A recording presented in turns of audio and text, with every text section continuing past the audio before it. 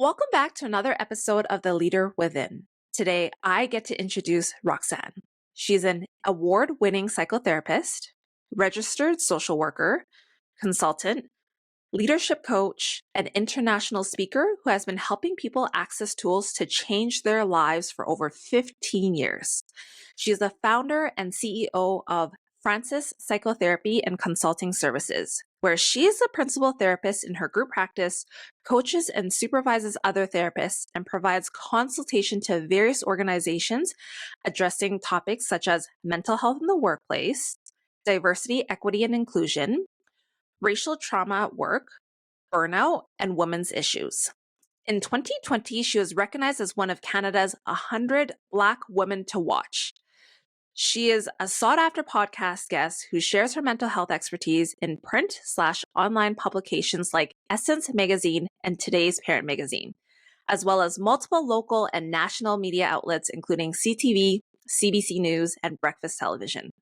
Welcome, Roxanne. So tell us a little bit about how you discovered your passion and your niche. Gosh, I think I've always been a people person, and I like to say that I'm a social justice warrior. I struggle when I see injustice, and it's just part of me to want to right that wrong. I guess I figured that out shortly after I moved to Canada almost 25 years ago. There are certain things that I got used to seeing when I was living in the Caribbean. And when you move from a country that is struggling as a result of colonialism to a more established nation, and then you go back, quote unquote, home, you see the disparities. And I started to see the social disparities and the social injustices. In the Caribbean, there isn't much of a social safety net.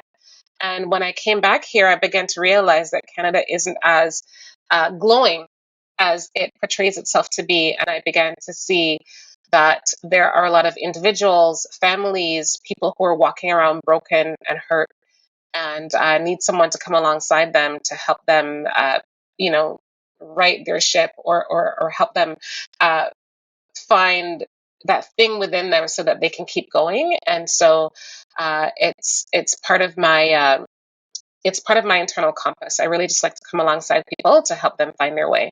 I really appreciate what you do because when you talk about figuring out what it takes to continue going on, sometimes it's very difficult to do that by ourselves, right? Mhm. And sometimes it takes professionals like you to come into our lives to help us. And other times, especially if it's in a corporate workplace, Mhm. it's having a leader that you can truly trust Mhm. or someone that you can learn from. Yeah. So, based on your experience, whether it's transitioning or just having the successful practice that you have, what are some key attributes of leaders that have played a significant role in your success? When I think of those attributes, definitely being personable. The people who have really poured into my life and have really spurred me along are people who really saw through the facade that we put on when we go to work. That Mhm. kind of uh, professional, I must fall into place type veneer that we put on all the time. And I'm thinking of one person in particular who was really instrumental in my career, just saw through it all and just said, let's just have a conversation. They were able to uh, cut past all of the corporate and organizational stuff and understand that what was happening in my personal life was actually impacting my professional life. And they did not look down on me for that, but they actually said, let's talk about the personal stuff if you're open to it. And once we can figure out, what you need from us in terms of the organization to help you with that, then you'll be the best person that you can be at work. And I think that, unfortunately, so often people at work, our leaders, our team leaders, our managers, directors, only look at that corporate piece and they don't look at the person inside. And I think that's a huge mistake. So people who have helped me along are people who have really poured into that and saw right through. And what's interesting is that the last manager that I had, their poor treatment or my poor experience of them, they were actually quite the opposite. And so I began to realize that the lack of that was actually shoving me out the door or spearheading me into entrepreneurship. And so while that person didn't have those qualities, the lack of those qualities is what pushed me into entrepreneurship so that I could help other people find that. Well, thank you for your vulnerability and sharing the latter story. And you kind of alluded to this earlier where you talked about those leaders or individuals who can create that safety net for you Mm-hmm. actually allow you to thrive more because there's intersectionality between work and life, right? One does not 100%. exist on its own. So, as you began your practice and you're leading others, how have you created that safety net for others without feeling like you're crossing boundaries? Because, like some people, like they ask about your life and you're like, that feels kind of weird. Like that's kind Yeah. of like coming in too deep or whatever it may be. But yeah, like what's a tip that you've been able to kind of adopt as you approach that leader that you want to be, so that you can foster a safe and healthy work environment for your team? Yeah, I always say that, vulnerability can't happen in a place where you don't feel psychologically safe, right? People have to earn your vulnerability. And so there has to be the safety of relationship. So you can't have a new manager day one, them asking about the personal details. It's going to be too awkward and it's going to feel too unsafe, right? So what's important is developing that safety first, developing the relationship first, checking in with people, asking how people are doing, but not just asking about your kids and how things are going on at home, but also sharing about your own stuff as a leader, right? You don't have to share the gritty details about the fight that you and your partner had this morning, but talk about your own um, you know, we're taking our dog to this thing, or my child just graduated and really excited that they're going off to university. Share some of those pieces, right? Yesterday I felt really stressed out and I had to go for a walk. Those are some of the when we start to take off that corporate armor, people start to see that you're a human being, then those connections are built. And once we start to build those relationships, then that person is going to be more willing to share some of the stuff that they've got going on. And again, they don't have to get into the deep, dark details, but having some relationship, having that psychological safety will allow people to feel that they're valued and that they're cared for at work. And once people feel valued and cared for and supported, then the sky's the limit in terms of loyalty, productivity, all those pieces fall into place. Well, thank you for sharing that. And it kind of brought this to mind where I think sometimes individuals feel less safe to share because they might be like, well, what if I get reprimanded or somehow this is turned against me Mm-hmm. because I shared something a little bit personal? And unfortunately, like that probably stemmed from trauma from another workplace, Mm-hmm. etc. Right? Mm-hmm. So I know your areas of expertise, well, one of them is trauma informed leadership. So, can you tell us a little bit about what that looks like and how it ties into the work that you do? Yeah, I think trauma informed leadership is about understanding that there are different things that impact people's performance at work besides the regular day to day corporate stuff, right? Understanding that people come into work with history, understanding that people come into work with drama and sometimes trauma. People come into work with baggage that we don't see. People come into work with, family members who are terminally ill, who are fresh off divorce, whose children didn't sleep at home last night and no one knows where they are. And they don't come to work and talk about these things. And so we have to understand that if people come to work and you're in a meeting and they suddenly start crying and it's seemingly out of nowhere, it's not because they can't do the work. It's not because they're having trouble functioning. It's not because they're incompetent. Sometimes there's other things going on that we cannot see. And it's really important that we recognize that people come into work with the extra stuff. Otherwise, we are led to believe that they cannot do the work. Otherwise, we're led to believe that they cannot function, that, they're not qualified for the promotion. Be mindful of some of these things when you're asking people to stay late, when you're asking people to go to the bar for a drink with the boys, when you're asking people to come to the golf tournament, and who knows, maybe their children are sick. We have to, and when people can't come, when people can't stay late, when people can't work till 6 o'clock, it isn't because they're not committed. We really have to be mindful of all of the other things that people bring into this space. I'm sitting with that a little bit right now because it makes me Mm-hmm. think of a story that was recently told to me where an individual had shared about their personal circumstances. And then the leader was like, well, it's going to influence my decision to promote them because what if they can't handle it? Mm-hmm. And in a way, I was just like, I understand where you're coming from, but that's not fair, right? Because it's not like that the state that they're in is permanent. It's going to be a dynamic and fluid process. So I guess based on your experience, when you are speaking to different corporations, what are some things that you ask them to keep in mind when Mm-hmm. they are making decisions so that they don't unconsciously use some of these stories to then negatively influence their decisions? 100%. We talk about things like the different ways that individuals can contribute. Even in our society today, we're talking about, full time in the office or fully remote or hybrid, right? Just because someone is working remote doesn't mean that they don't have a significant contribution to make. So, how can people contribute differently rather than staying at work till 7 o'clock at night? Right? We have to talk about different ways that people can offer feedback. Just because we're having a meeting and someone isn't piping up every 10 minutes doesn't mean that they don't have something to offer. Maybe they feel uncomfortable in that space. Is there a way for them to send you an email, put something in the Slack channel? Is there a survey that's going around where you can get individuals' feedback on certain issues?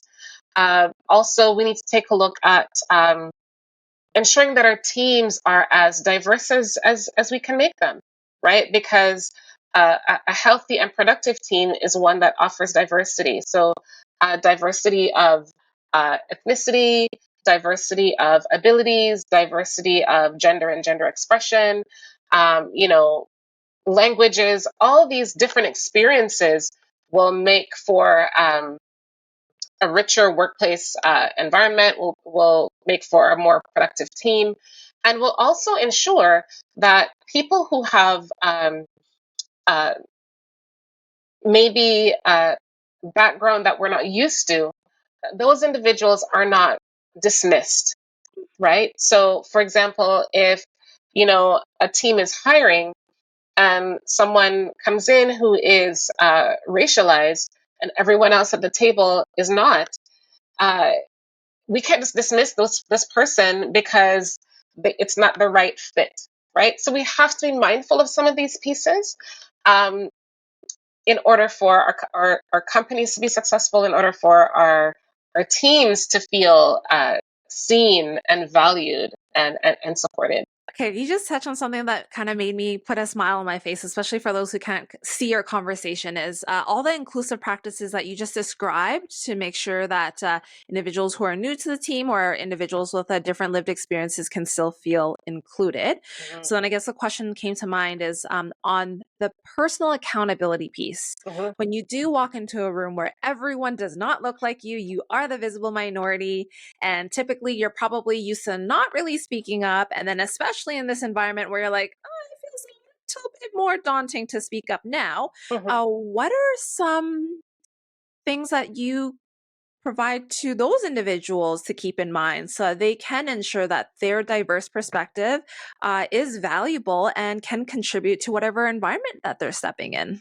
I encourage people to trust their voice, right? A lot of people will come and they will say, I have imposter syndrome. And I will encourage them to consider the fact, well, it's probably a fact, but really my professional opinion is that imposter syndrome is steeped in white supremacy. And what I mean by that is, you know, you will be hard pressed to find a white, able-bodied, Christian believing man say I have imposter syndrome because all of our workplaces, all of our leadership positions were built for that type of individual. And so the idea of imposter syndrome suggests I don't really belong here. And so my invitation is for you to challenge that within yourself, right? How do you know that you don't belong here? Is it because there's no one else who looks like you? Well, maybe you are here to open that door for others coming up behind you, right? Understand that your skill, your expertise, your resume got you into that space. Um, and and your job is to prove to yourself that you can actually do it. So trust your voice. Um, raise your hand tentatively, even if you need to tentatively. Uh, Speak up, even if your voice is shaking, right? Because you are now proving to yourself that you do belong in that space. You're proving to other people that expertise does not only look one way, right? That skill does not only exist in a particular kind of body. And there are other people who are rooting you on and coming up behind you, hoping for your success so that they can succeed as well. Is it going to be daunting? Yes. But everything new is daunting. I tell my clients a story of, I have two little boys, and I tell them a story of when it's winter time and it's the first snowfall here in Toronto where I live, and I think, oh shoot, I didn't get winter boots. Let's try on the ones from last year and cross our fingers and hope that they fit. My kids put their feet in and say, Mommy, my toes are touching the front. And then we go to the shoe store and we get shoes and they put them on. And what do I do as a mom? I squeeze the front to make sure that there's room. That room doesn't mean that the shoes don't fit. That room is room for growth, right? And so when we walk into spaces, that discomfort that we feel, that quote unquote imposter syndrome that we feel hanging in the air, isn't evidence that we don't belong or that we don't fit. What that is room for growth. That visual is so powerful, and how you parallel that to like room for growth in whatever stage you are in your career and or business is Mhm. absolutely powerful. So thank you for that. Mhm. And when we talk about growth, and we talk about change and stuff like that, one of the biggest things that I constantly see recurring on my feed on LinkedIn is cyclical layoffs. So Mhm. that in itself is a form of trauma in the workforce, right? Whether it's you are unfortunately exited or you're the person who's staying, you may or Yes. may not be taking on the extra work. You may or may not have lost your leader, your leader's leader, your coworkers that you were close to, and then you're forced to deal with everything else that will come down the pipeline. Mhm. So, from a leader's perspective, what would you say is one of the most effective ways to help manage and lead your team through one of those difficult times? That's a tough one. It's a mixture of change management and grief support, having to mourn the fact that people are gone, but also having to catch up now. We have to have all this extra work or train new people who are coming on board. The first thing is to be open and honest about how you feel, right? The thing that we are tempted to do is to just keep going and catch up. But we need to be honest about what's going on here. We need to be honest about how we're feeling, whether they're feelings of anger or worry or sadness that we've just lost our work bestie, or overwhelm. How am I going to lead this team that used to be 20 but it's now 10, and then we still have to have the same output? We have to be honest about those things. The next thing we need to do is figure out, what do we need now, right? First of all, we need a plan as a leader. You need to talk to your team and be as transparent as you can, because now your team is worried, they're frustrated, they're angry, all those emotions, right? And if you cannot be transparent with them to say, yes, I'm your leader, but I'm having some of these emotions as well, right? That person to person connection is crucial. Um, so that they understand that you are not just that you're in the same boat as them, but you're having similar feelings. It will garner respect, it will garner loyalty. So when you are ready to pull your sleeves up and say, okay, now let's dive in, what do we need to do? They're now ready, more ready to say, okay, we're all in. Because we know, we've had this conversation. We know that you are struggling with some of the same things. We know that you want the company's success. We know that you want our success. And find out what it is that your team needs, right? If they need, if every we need all hands on deck, and they actually need to go to the bank at lunchtime, they need that solid hour. Give that to them if possible, right? Find out what people need. Meet them as much as you can halfway, and they will meet you the rest of the way. So that when you are ready to pull your sleeves up and say, okay, let's dive in, everyone, they're diving in with you. Thank you for sharing that, because it makes me think back to when we just went through one of the most difficult times. As we're going through mass layoffs at my company right now too. Mm-hmm. And when a leader walks on your floor and they take a moment to be like, how are you holding up? It feels kind Mm-hmm. of heavy right now, right? And exactly what you said, you're just like, you actually care, right? Care. Right? That's Exactly. totally. And then they actually listen. It's not just like, how Yeah. are you holding up? And then they like walk right by and you're just Yeah. like, all right, cool. Like, thanks for stopping by, right? So yeah, I definitely appreciate that. And then it's also a reminder to individuals is be an advocate of what you need in the moment, Yeah, right? Be yes. okay with saying like, hey, um, I understand that we're lacking resources, but maybe we need to evaluate our priorities because you've added three more things to my list to do, but I'm only able to prioritize blank. And it looks like the bottom line is going to be most impacted by blank. So would you be okay if we chatted through this, right? Exactly. So I appreciate you sharing that.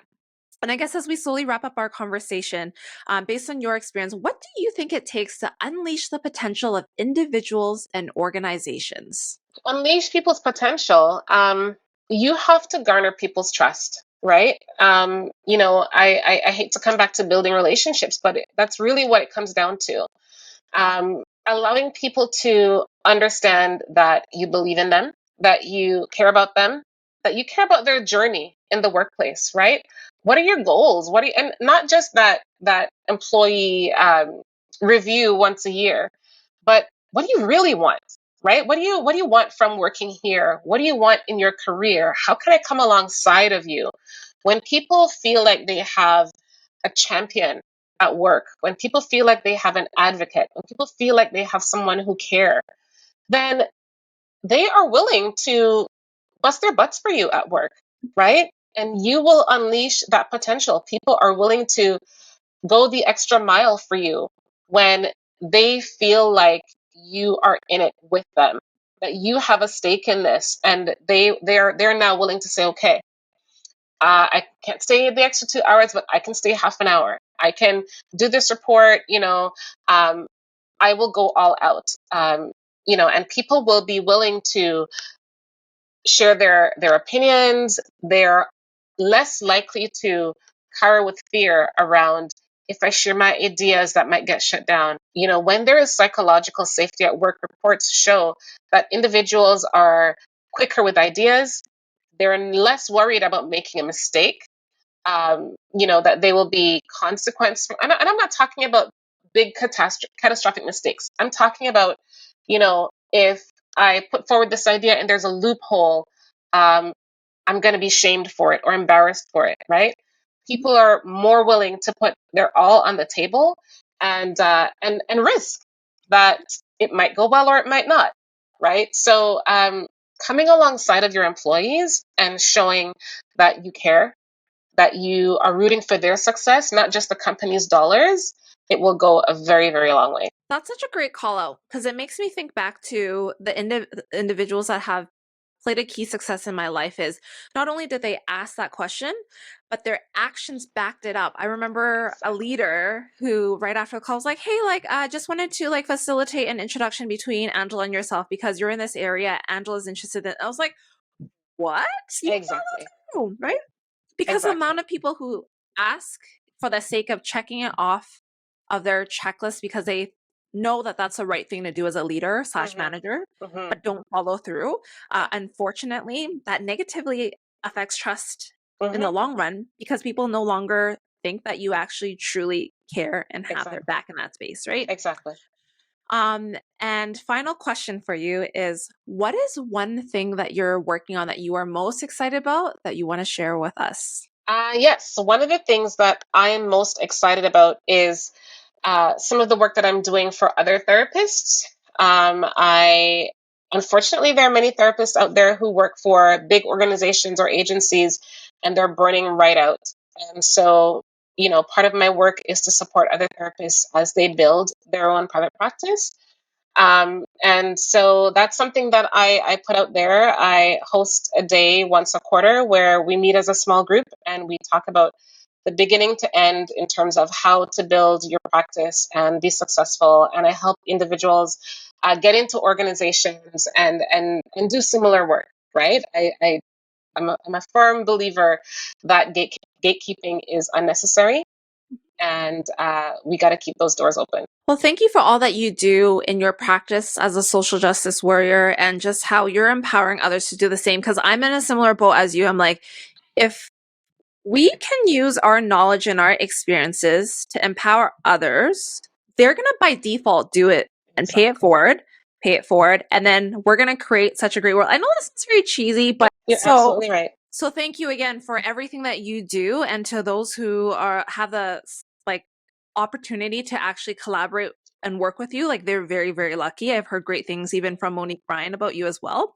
So again, Roxanne, thank you so much for your time. To everyone who's tuned into another episode, thank you for your time and attention. I really appreciate it. And I can't wait to stay in touch with you on my next episode. Until then, stay safe.